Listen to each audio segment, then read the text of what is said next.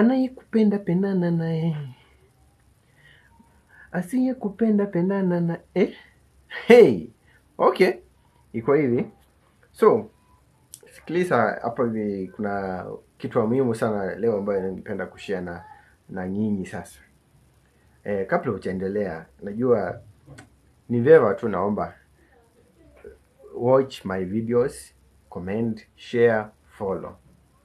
Thank you. Now let's get back to our normal chop. So unajua, siku zote wanasemanga kwenye mahusiano, ama kila mahusiano kuna kuanga na changamoto kadhaa. Baadhi ya changamoto zinaibuka kila siku, kila kukija, lakini hiyo ndo ukomavu kwenye mahusiano. Unajua, mahusiano yenye iko na amani kila siku, yale mahusiano hayaishi vizuri, ama yale mahusiano hayachukui muda mrefu. Lakini mahusiano ambayo lazima furugu sikue kila mara, kila kukija kukombana, ups and downs sipo, huo ndo ukomavu kwenye mahusiano ama kwenye ndoa. So kwenye ndoa lazima, hata kama kupikana lazima ikue. Kwenye ndoa kukombana lazima ikue.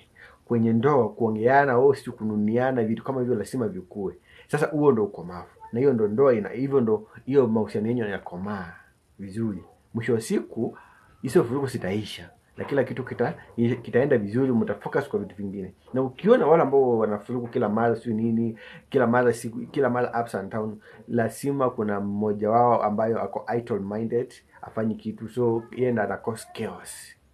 Vitu kama hizo ndo zinafanyika, but usijali. So kwa wanaume sasa na wanawake, msikilize sana. Sisi wanaume tuko na wivu sana. Na mwanaume mwenye wivu kwa mke wake, mwanaume yote mwenye wivu kwa mke wake, huyo ndo mwanaume mwenye mapenzi ya kweli. Huyo ndo mwanaume anakupenda. Manake ni mimi siwezi kuwa nakupenda na kuona unatembea na mwanaume mwingine. Hapo lazima nikuwe na wivu, na hapo tutakombana. Hiyo sio siri. Hakuna vile mwanaume anakuprovide, anakununulia mafuta, anakununulia wewe nguo. Wewe yani amekuchukua wewe ni kama mamake. Unaelewa? Amekuchukua kama mamake. Anakufanyia chochote kile ambacho unachotaka, hata kuliko mamake. Alafu anakuona wewe unacheka na wanaume wengine, unachati na wanaume wengine, unapika simu na wanaume wengine. For what reason? Kwani ni nini hiyo unamnafanya? Mwanaume mwenye anakupenda lazima atakombana. Na kama ni mimi lazima tutakombana. Tutakombana kusema tu kweli. Na sio mimi peke yangu. Mwanaume yeyote yule ambaye anachukua majukumu yake, ambaye anashughulika, anajidaidi, anajituma kwa vyovyote vile ili mwanamke wake asikose chochote kile ama chochote kitu, familia yake ipate furaha, ikule, wakule, wakunywe, waoke, wavae vizuri. Mwanaume kama huyo ambaye anajituma, anafanya kila jitihada, afanye awezavyo, familia yake isilale njaa, wakule. Mwanaume kama huyo, mimi hata akikombana kwa nyumba ako na right. Manake nini? Yeye ana provide kila kitu kwa nyumba. So huyo lazima akuwe na wivu. Na hivyo ndo wanawake wengine hawapendi kabisa. Mwanaume mwenye wivu, mwenye anaonyesha wivu kwa mke wake, yule ni mwanaume ambaye ana mapenzi ya kweli kwa mke wake. Mnaelewa? Mnanipata?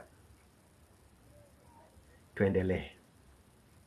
Kwa hiyo kuweni makini sana, wanandoa na wenye kwa mahusiano, kuweni makini sana. Hizo ndio baadhi ya vitu ambavyo vinavunja ndoa za watu wengi sana. Just because of what? Misunderstanding. Just a small little of misunderstanding inafanya watu wanakombana.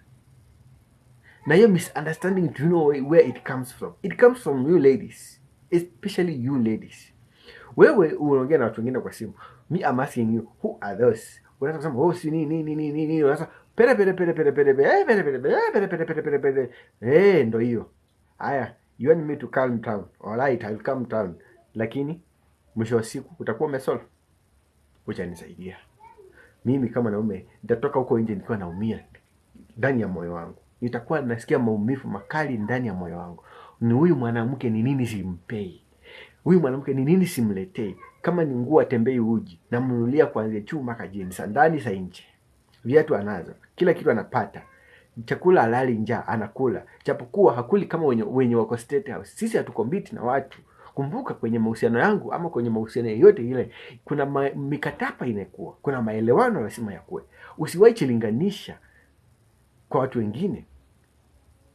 Wewe kama uishi maisha yako na mpenzi wako, ishi na yeye jinsi alivyo. Acha kumkombea na mtu mwingine.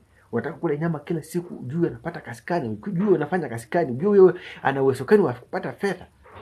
Wewe ujui. Unamlinganisha na mtu mwingine. Unataka mmeo aenda aibe?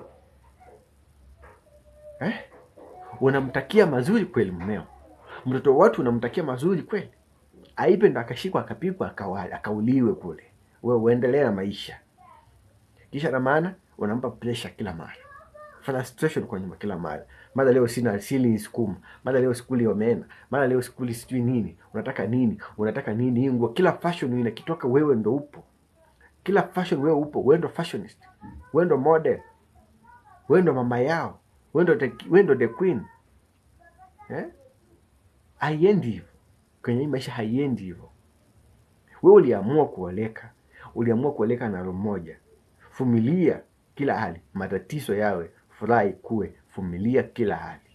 Ipo siku kama Mungu alipanga, huo ndo upafu wako.